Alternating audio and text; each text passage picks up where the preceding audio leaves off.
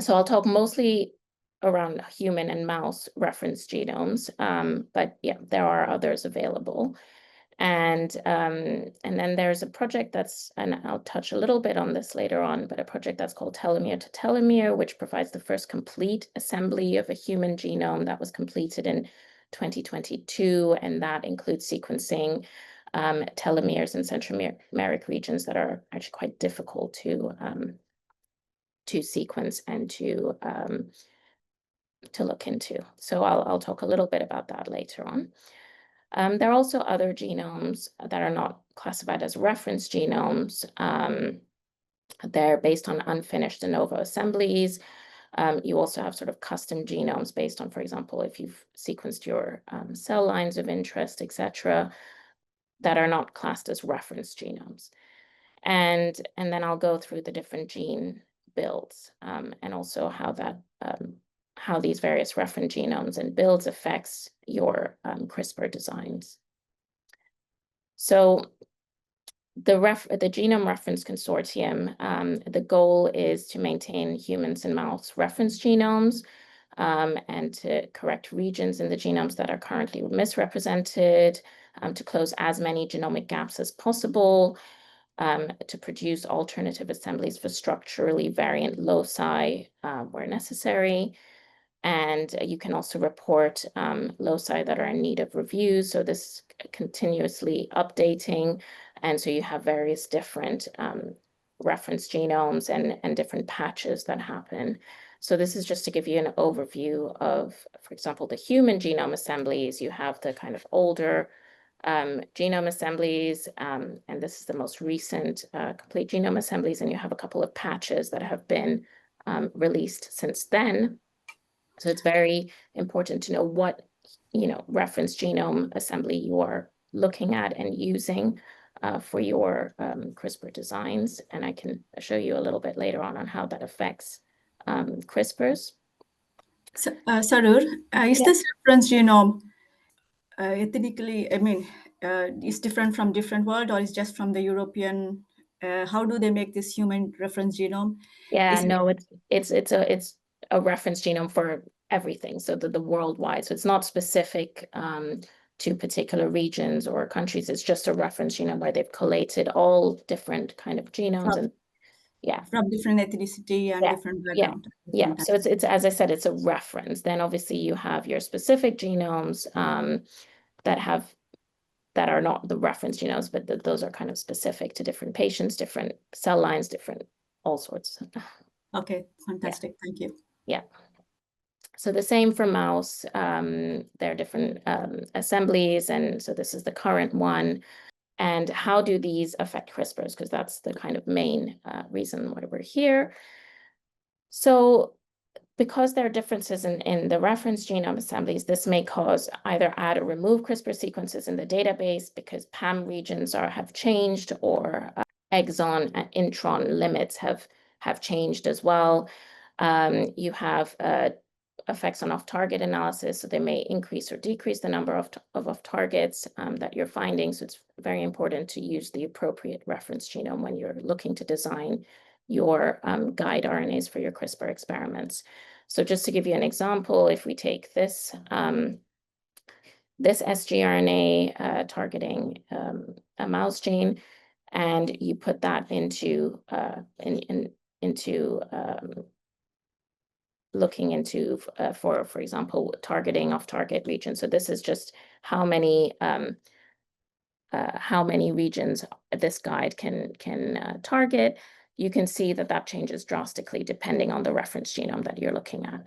So yeah, this is very important to consider when you're designing CRISPRs, and I'll go into that a little bit more towards the end of this session. So as I mentioned before, the Telomere to Telomere Consortium, this was published in 2022 in Science, where it was the first time that a full genome had been sequenced and assembled from end to end. So this was quite a major development in the field. So if you're interested, you can go and have a look at this paper. So as I mentioned, there are non-reference genomes, so personal genomes, patient-derived iPSC cells, for example. You have cell line genomes. You have non-reference genomes from other species and strains. And you can also view these. So this is just the Ensemble, and I'll talk a little bit about this later, the Ensemble genome browser, where you can view your reference genomes, but also you can look at some non-reference genomes on there as well. And moving on now into gene annotation. So there are different types of gene annotations of these reference genomes. So you have RefSeq, transcript and protein gene annotations, which are generated by sort of computational processes and also manual curation. And this RefSeq is transcript-centric. You have the Ensemble annotation, which is a computational-based annotation, and this is genome-centric. Then you have GenCode, which puts together effectively Ensemble annotation and experimental validation. So this is one of the kind of most commonly used ones. And then you have main or matched annotation between NCBI and Ensemble, and this basically puts the RefSeq and Ensemble annotations together. This matches the latest human reference genome. So based on this, is kind of based on preference of what you would like to use. Moving on to gene structure, as I'm sure most of you are very, very familiar with this. So with the gene structures, you have your promoter regions, and then you have your transcriptional start site from which transcription begins. Then you have your 5' UTR, your ATG start codon. That's the start of your first exon. And then you have multiple different exons with introns in between. You have your 3' UTR at the end, which contains your poly A signal. You also have repressor and enhancer regions that can be upstream or downstream, can be many megabases away. You also have other ways of regulating gene expression through, for example, CpG methylation. So the untranslated region, so you have different 5' UTR isoforms that can be associated with promoters, transcriptional start site, and translational start sites. And you also have differences in the 3' UTRs associated with poly A alternative poly A's, mRNA stability, localization, expression, and regulation.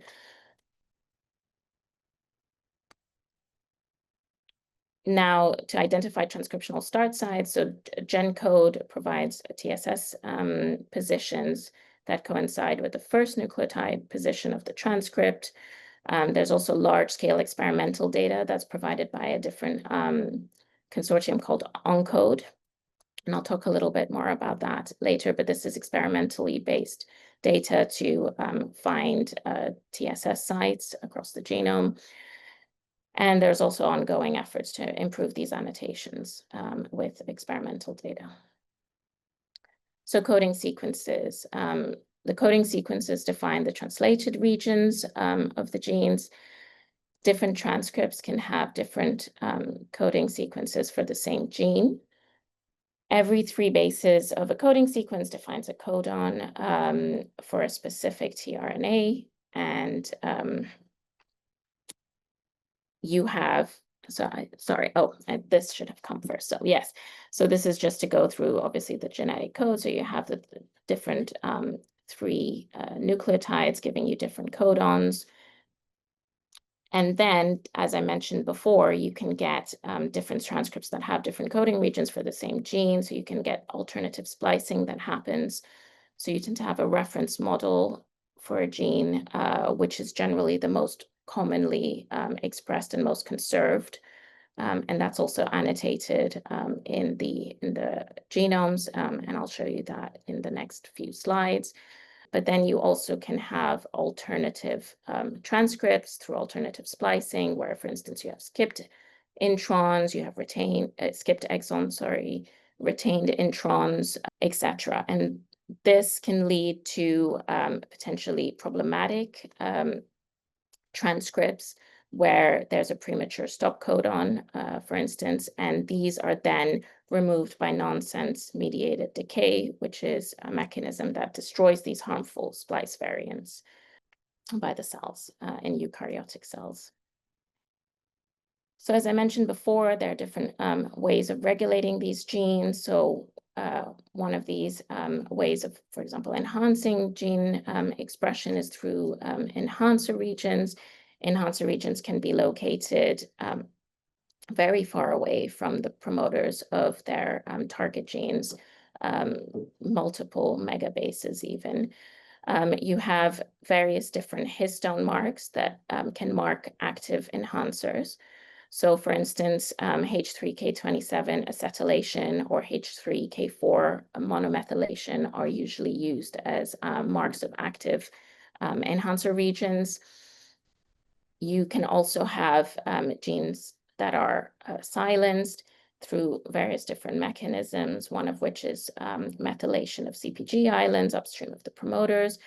And that these sort of silenced regions of the genome are usually marked by different histone marks, such as, for example, H3K9 trimethyl, which will mark these sort of silenced regions. So how do enhancers work?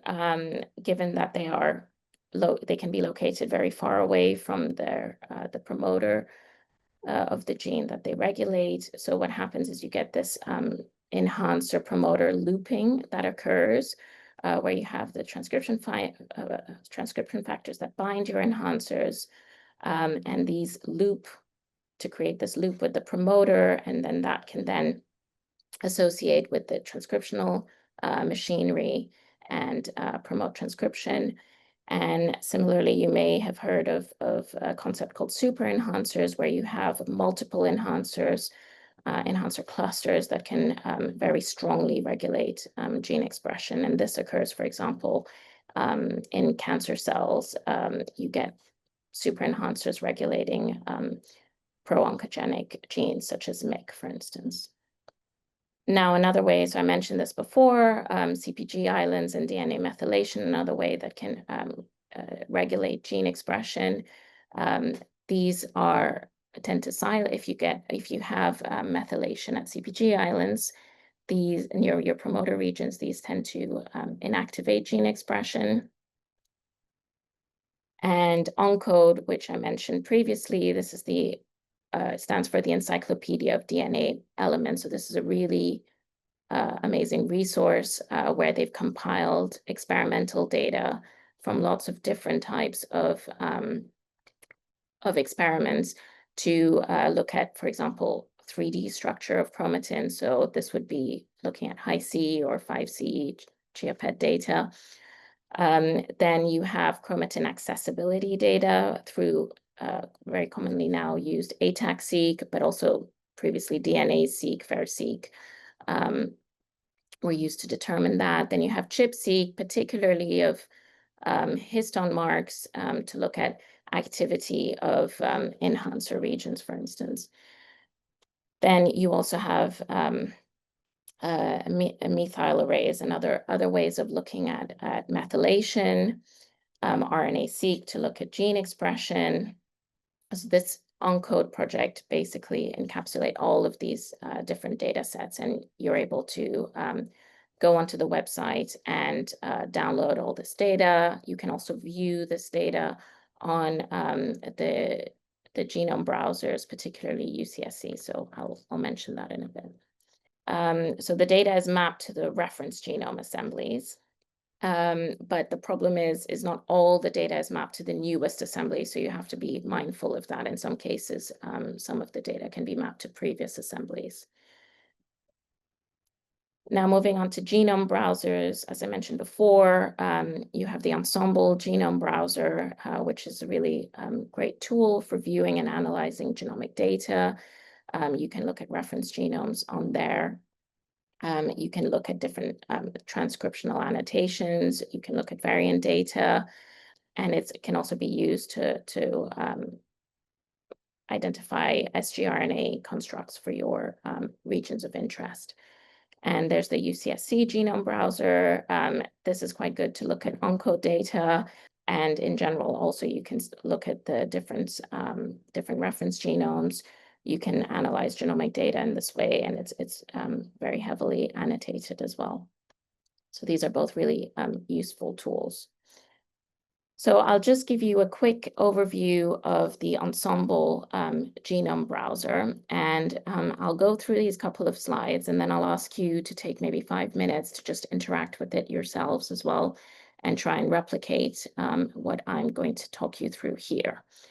So if you go to the Ensembl genome browser, and you'll see a page like this, and you can search your gene of interest, you can search genomic region, you can search all sorts of things in this search bar. So I'll say if we search for the apogene, then you search for that, and these are the results. So you get various different, so you can see you can get lots of different results for different species, and you can select the species that you're particularly interested in.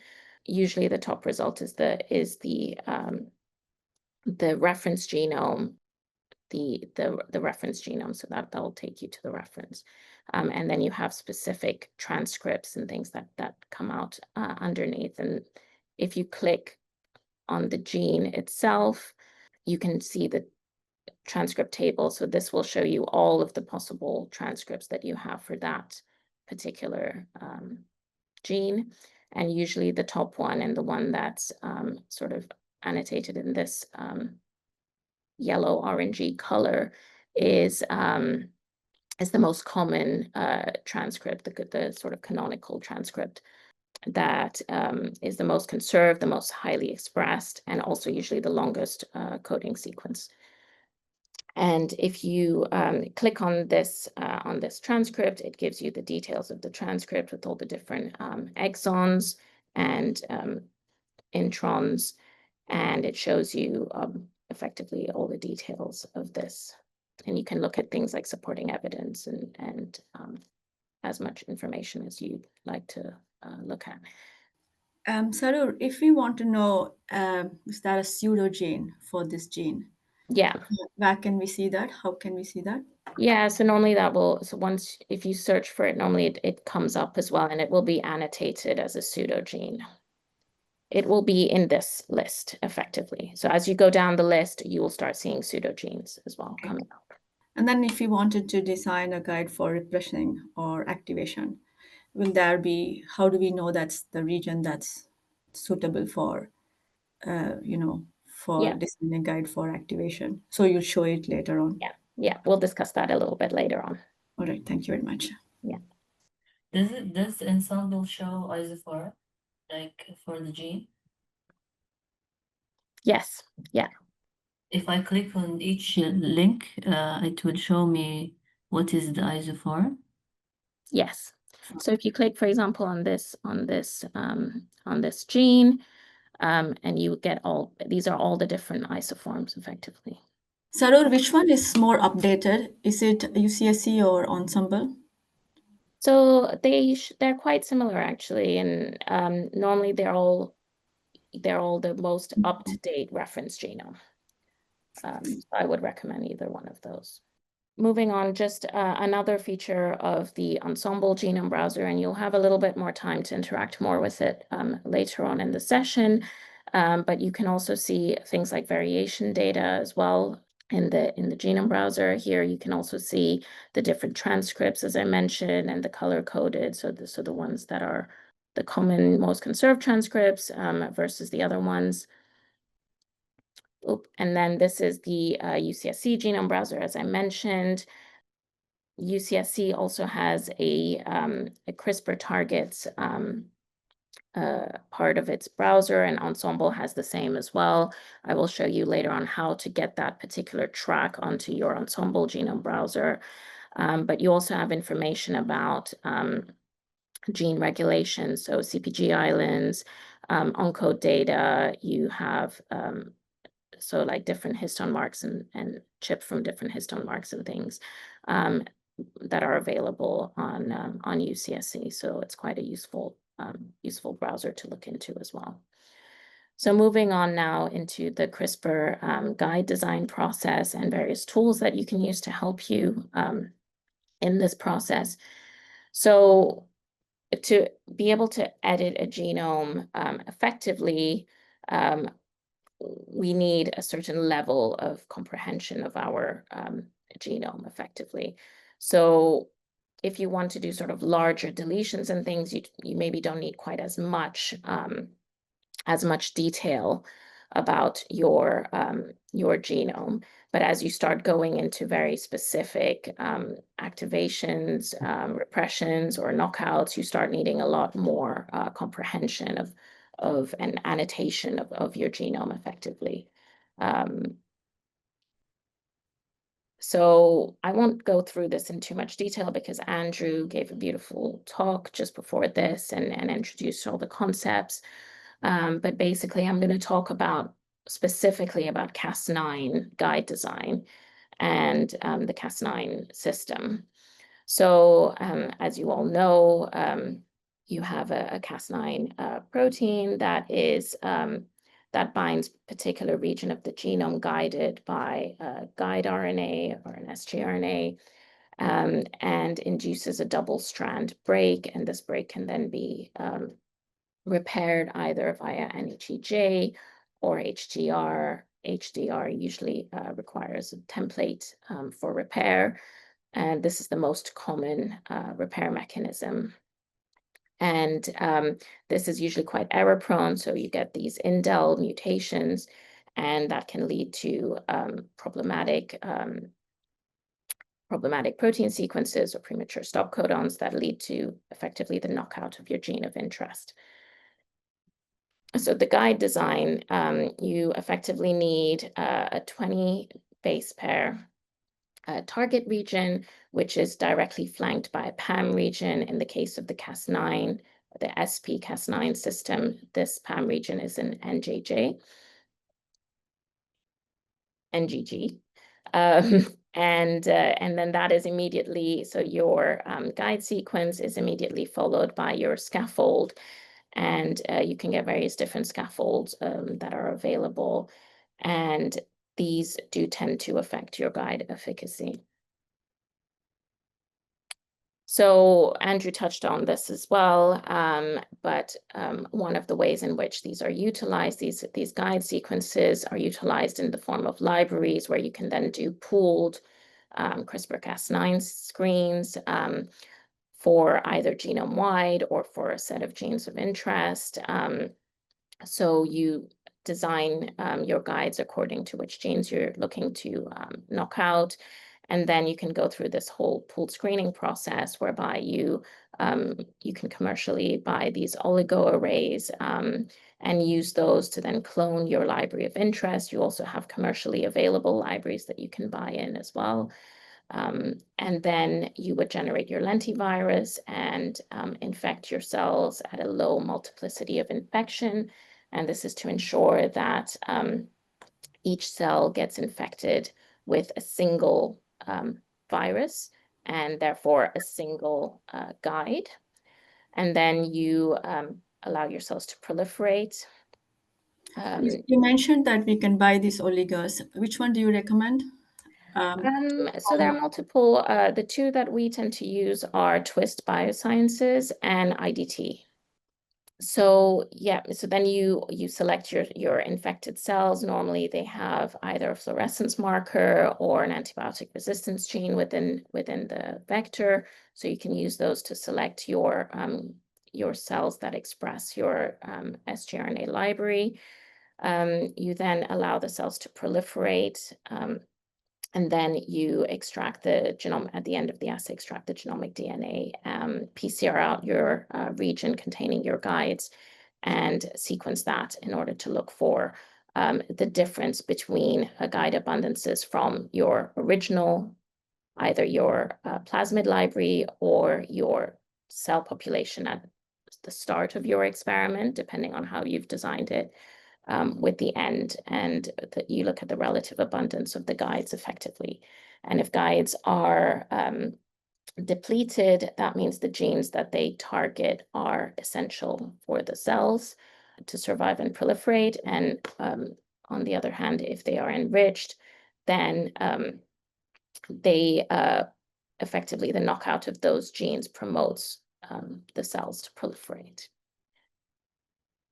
So designing guide libraries, when you are looking to design your own guide libraries, a recommendation is to use at least 2 guides per gene, and ideally 2 vectors per gene as well. So this increases your confidence in the data. You can compare how these guides targeting the same gene behave, and ideally, if they behave similarly, that gives you more confidence that your phenotype that you're seeing for your gene of interest is real. So this can mitigate potential off-target effects. 4 is usually recommended. We have a library that our team designed a few years ago, which basically looked at data from genome-wide screens using multiple libraries and compiled the 2 most effective guides, and we call this the MinLib-Cas9. So we use that quite frequently now as our genome-wide library of choice. Is that available It for? is on AdGene, you can get it. So you have within your guide libraries, you always want to include positive and negative control guides. Usually negative control guides can be, for example, non-targeting guides, so they don't they don't target, and therefore Cas9 does not cut any region of the genome. You can also design guides that are, for example, in intergenic regions or safe harbor loci, so they're predicted to not have an effect on the cell proliferation. You can also design positive control guides. For example, if you know what essential genes are in your particular model of interest, you could then design guides targeting those essential genes, for instance. But these should be included in the library so that you can benchmark your data against them. And one important consideration to have when you're cloning these libraries is your guide distribution should be as homogeneous as possible. And this significantly improves data quality and boosts your signal to noise. So there, as again, Andrew did mention this, there are other approaches, parallel approaches to, for example, doing CRISPR-Cas9 knockout screening. So you have Cas12a, for instance, which is another Cas nuclease, which works slightly differently. It has a more restrictive PAM. The guide length is similar to Cas9, but can be slightly longer as well. You can also multiplex from a single RNA. So that is one of the advantages of using a Cas12a. Also, Cas12a nuclease is quite small relative to Cas9. So that is also can be useful in particular circumstances.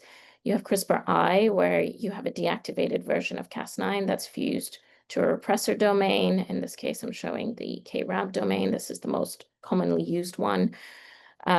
This doesn't induce any double-strand breaks or permanent edits, but it does allow, depending on where it's binding, usually a promoter or enhancer region, it then represses the expression of the gene.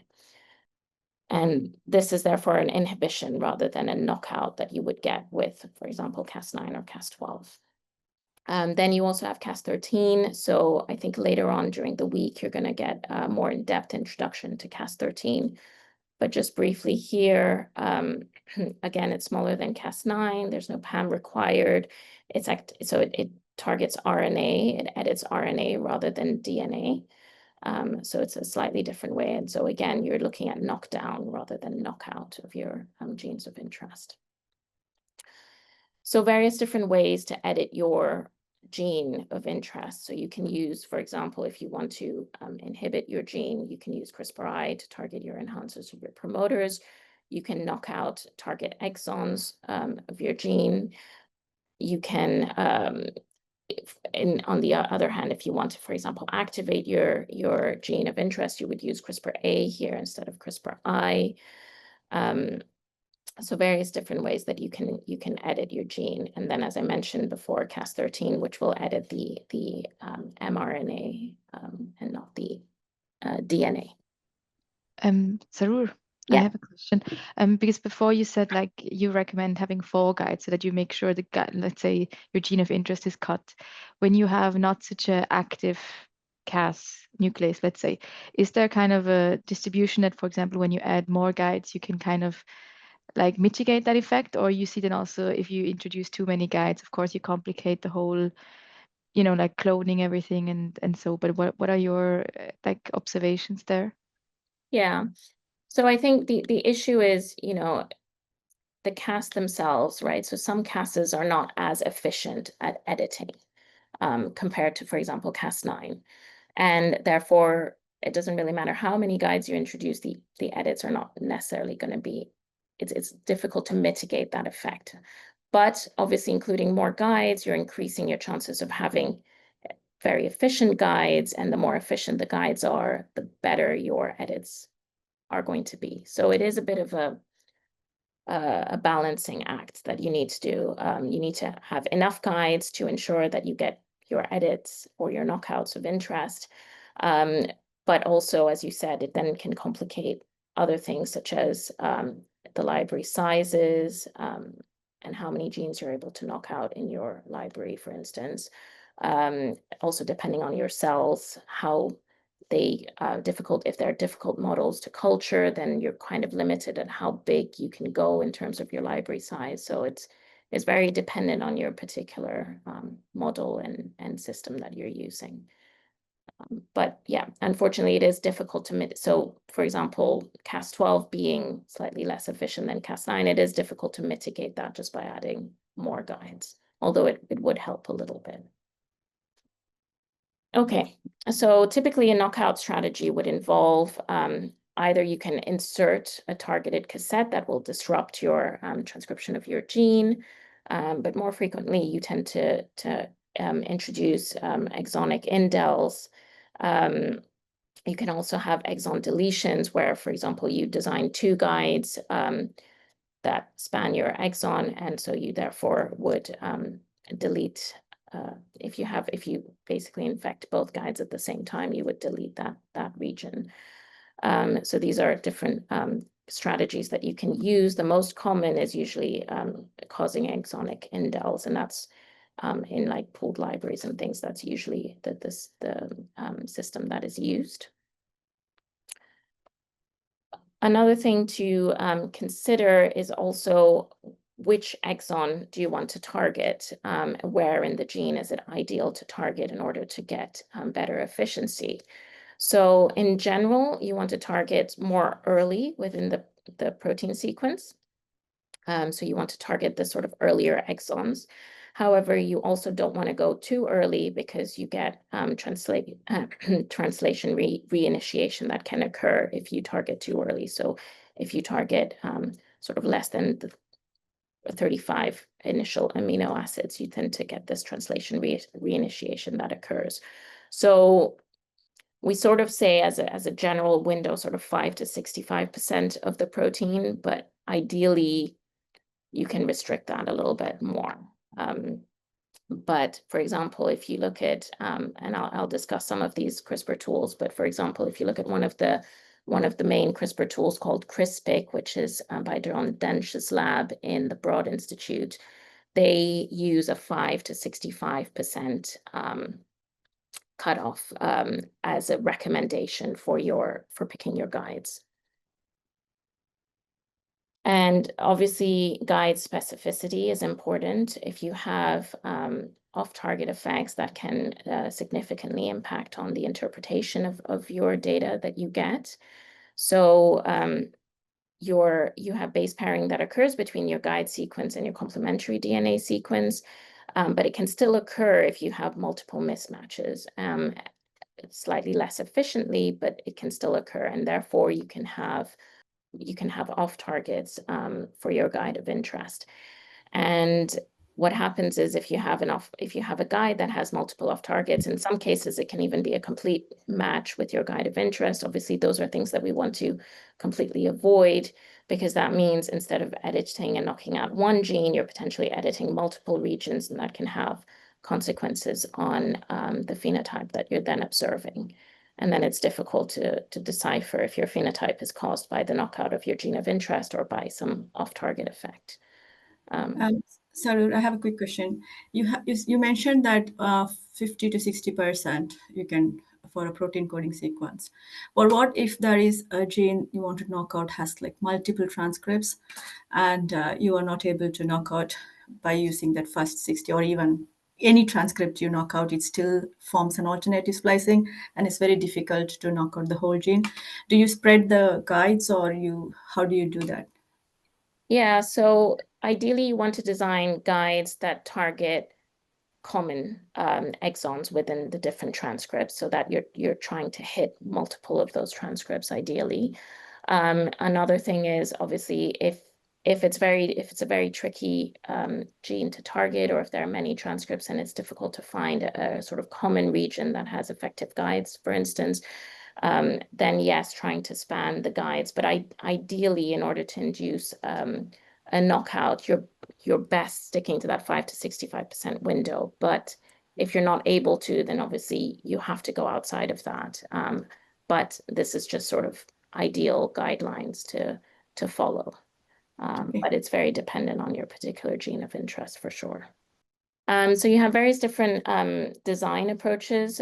So there are different tools that you can use online, and they have different selection approaches. So you can have tools that basically are unbiased, and they just, if you, for example, give them a region or an sgRNA of interest, they just provide you an unbiased list of all guides without any filtering, and then you can then go and filter those lists. Or there are tools that provide you a bias list where the sgRNAs are pre-filtered, and you have effectively a list of optimal guides, which you can choose from. And there are different search methods as well. You can either search by sequence. So for instance, if you're wanting to target an enhancer region, you then would need to search by the sequence of that particular enhancer region. Or it can be gene-based. So if you're trying to knock out a particular gene of interest, then you can search using the gene name or the ensemble identifier. So again, if you use your ensemble genome browser, there is a particular track that is called the genome targeting track that you can activate, and you can then, it shows you all of the CRISPRs for your, so for example, for your gene of interest, you then get all the possible guides for that region. And this is just the top strand and the reverse strand, forward strand and the reverse strand targeting guides. So this will be, we'll try to use this a little bit later on. But if you want to go back to your ensemble genome browser, I'll just talk you through how to get to this particular track. Okay, so I've just searched for the gene. I'm only searching in human. I select the first one and click on the location. And then if I go on configure this page, you can then see there's various different options, and one of them is genome targeting. So I have this track already enabled, but you can enable that track, and then you'd be able to see effectively all the CRISPRs, all the guides targeting this region. And so this can be a useful tool. Again, this is unbiased, so it doesn't tell you which guide is efficient or not. But if you, for instance, click on a particular guide, you can click on this link, and it will take you to the summary of that specific guide. So it tells you what the sequence is, the strand, and then it gives you, so this is the summary of how many off targets it has. So for instance, this particular guide with 0 mismatches is 333 off targets, 1 mismatch, 19,800. So basically this is not a good guide. I mean, we definitely not want to pick this particular guide. But it just gives you an idea of the off-target counts, and you can then look at these and decide whether or not these guides are appropriate for your particular experiment. So we'll use that tool a little bit later on to design some guides. So this is what I showed. Another CRISPR design tool is WGE. This is by the Sanger. So we actually have two experts within the group, Bo and Andrew, who can definitely talk you through this better than I can and answer any of your questions. But this is a really useful tool as well for finding and designing guide RNAs.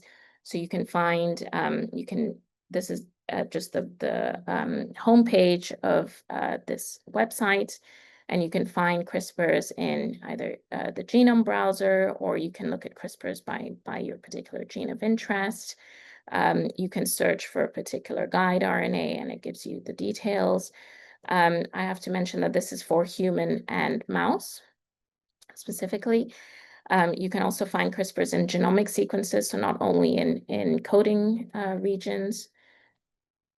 So this is a really useful tool as well. Saroor, can I just mention one other feature of WG, which is that there's a web API, which means you can make requests programmatically. So if you're doing a large scale kind of screening experiment, for example, you can write a script in say Python or whatever your favorite languages and get a large scale data. That's awesome. Thank you, Andrew. Yeah, so any questions? I think Bo and Andrew are better suited to answer these regarding WG, but it is a really useful tool that I would encourage you to explore.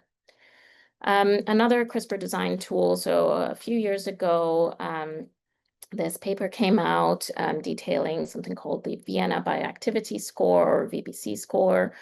And this is the website that you can go on, and this again allows you to search for your gene of interest and to design. It gives you a list of guides effectively and tells you what the score of those guides are. So you can choose your guides based on their VBC score. And the VBC score, this is taken from the paper that came out in 2022. But effectively, it used a set of training data which they generated, which was generated from, I think, this paper. And effectively, it was like a tiling experiment on essential genes, if I'm not mistaken. And this allowed them to select effective guides or features of efficient guides. And then they used sgRNA activity score from these two different things. This is the rule set 2 score that came out from John Dench's lab. And then they also included information from Indelphi, which is basically a prediction tool to predict how the indels, what indels occur from each guide, and so how that impacts the gene effectively. And then they included a bioscore, which was looking at how these edits impact the protein function. So they put all this together and created this Vienna Bioactivity Score, or VBC score. So this is quite a useful database as well to look at. So if you have, for example, a guide that you've been using and you want to check how effective, or a guide that you're thinking of using, you want to check how effective it is, you can search for it on that database. Saroor, before you Yeah. continue, there's a question in the chat Yes, of course. that says, from the genome target track, is there a way to obtain a summary of which guides are the best? I don't think so. I think it's unbiased, and then you have to then go and look for which guides you think are the most efficient. But these tools, so for example, VBC. Sure, can I just mention again in WGE, I think you can do some things like that. So if you go to the genome browser in WGE, you can at least filter so you can avoid, for example, the case where you had like 333 exact matches. So you can filter for like only a certain number of each type of mismatch. So depending on what you mean by the best guides, that's one possibility of at least kind of narrowing down your search. Yeah, that's right. On WG, you can filter. On Ensemble, you can't. So that just gives you an overview, and the same for the UCSC CRISPR track, you can't filter. But that is super useful that on WG you can. But yes, depending on what you mean by, is it just mismatches or on target efficacy, or it depends on what you mean by effective guide or most effective guide. But these tools like VBC, and I'm going to mention CRISPR later on as well, these ones effectively predict how effective a guide is going to be. And so these would be the right ones to use if you're, for example, designing guides for your particular gene of interest, and you want a curated list based on predicted effect size. Another design tool that is useful as well, and this is more to predict specificity and off targets, is called CRISPR Off and CRISPR Spec. This is available through this web page. It was published a few years ago, but it basically uses binding energies to determine guide off targets and binding specificities. So it's a slightly different way of looking at off target scores. So it can be quite a useful, like, complementary approach to the other approaches that I mentioned. And then there's another on target efficacy score, which came out a couple of years ago, called RuleSet3. This is again from John Dench's lab at the Broad. This is an updated version of their previous RuleSet2. And basically, in this updated version, they also take into account different tracer RNA sequences. So they took into account basically two most common tracer RNA sequences. So this is quite useful as well for that. And this is the tool that's based on RuleSet3, which is called CRISPR. And in CRISPR, you can design guides for your human reference genome or mouse or rat. You can choose knockout or CRISPR-A or CRISPR-I. You can choose the different cases that you use. You can choose your different tracer RNA sequences. You can look up by gene, or if you go on bulk advanced targets, you can also look at by sequence. So if you have a particular region sequence you want to target. And then it basically gives you a curated list of guides, and you can select the number that you want, so the top 5 or the top 10, for instance. And it gives you a curated list of the guides based on target efficacy scores and on off-target scores. So this is, again, a very useful tool. This is updated quite frequently. I think it's updated on a monthly basis. So it's quite up to date, whereas, for example, VBC is not updated. It's just what was released a few years ago. So, okay, so that brings me to the end of the introductory talk.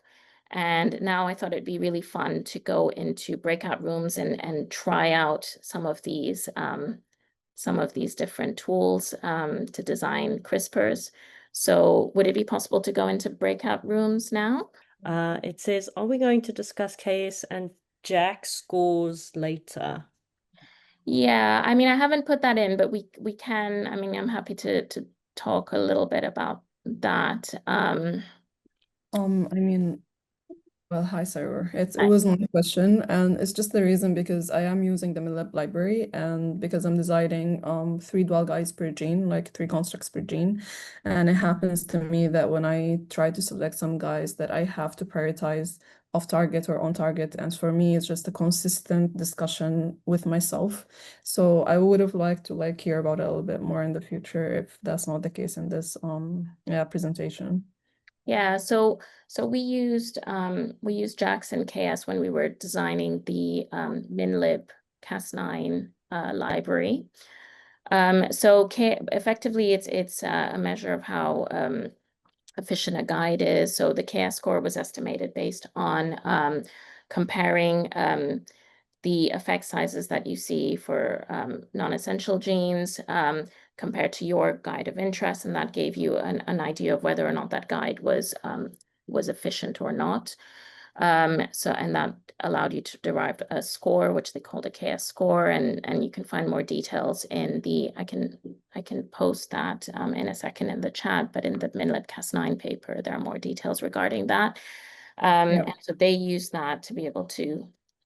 Yeah, I have looked at the details, and I think the thing is that some guys did not have JAX or K scores for different reasons, whether it's noise, whether quality scores, whether they were not in all the libraries, etc. And when it comes to choosing a guide that has, for example, a really bad off-target kind of range, but it has JAX and K scores that are quite high, and another guide which has like a better off-target score but maybe lower efficiency. So would I rather my guide to actually bind where it's supposed to, and then I don't know if it's going to like really cut or not, but then I kind of have that balance where I'm using the 3-DWAL guide system to just make up for whatever loss that I would expect there.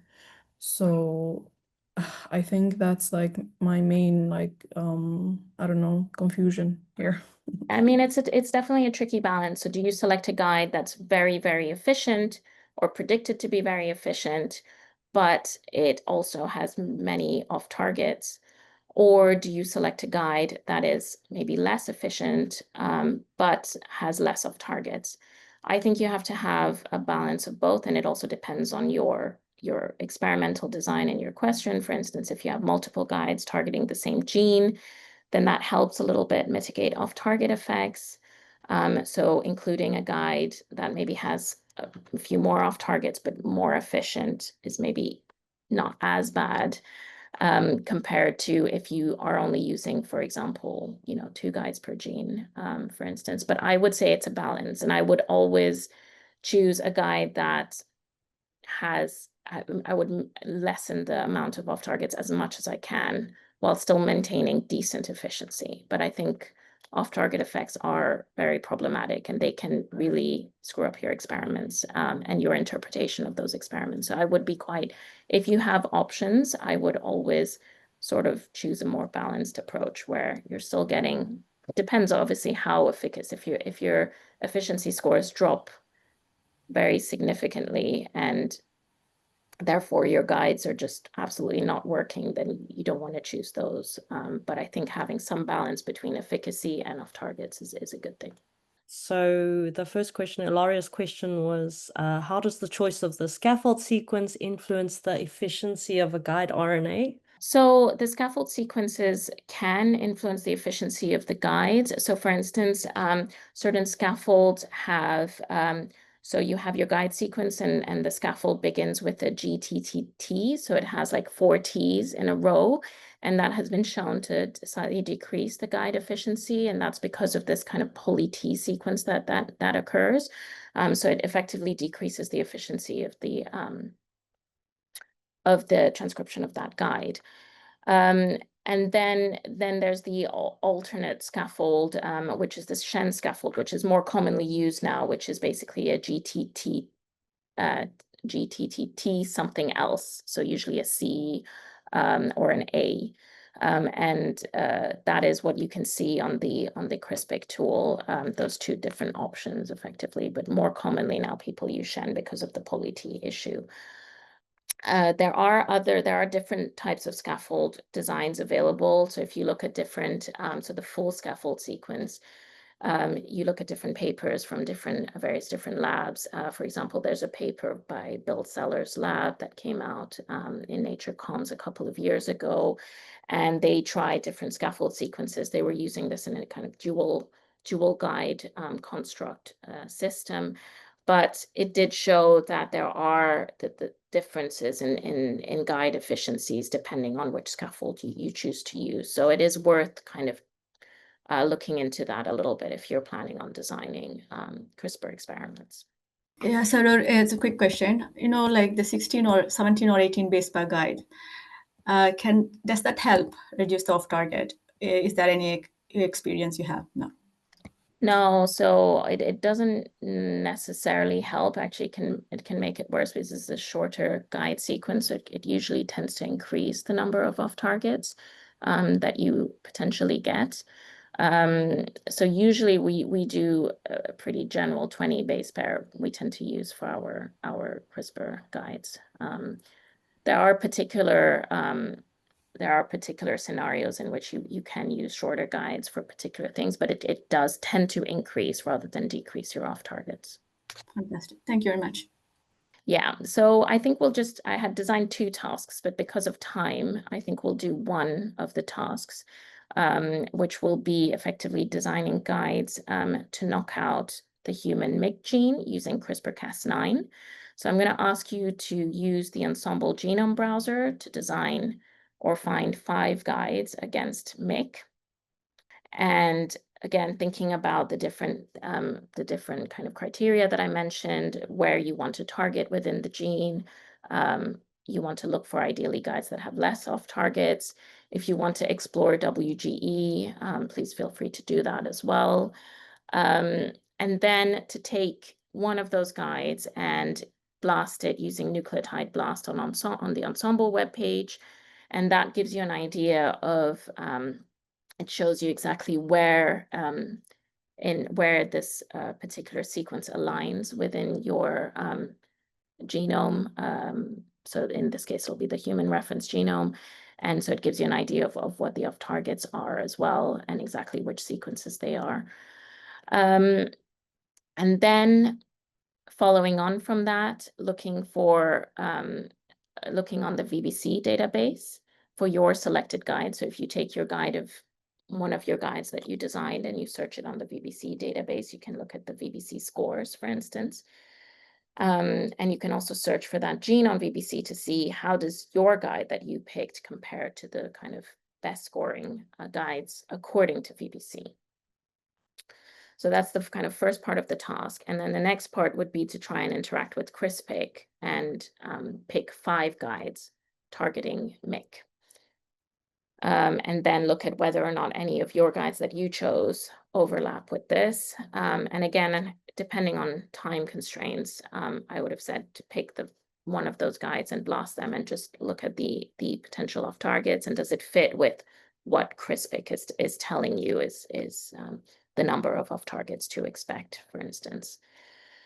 And then to look at, pick one of the CRISPR guides, so the top picked CRISPR guides, and to look at where that aligns on the Ensembl genome browser, so which exon it targets and which region.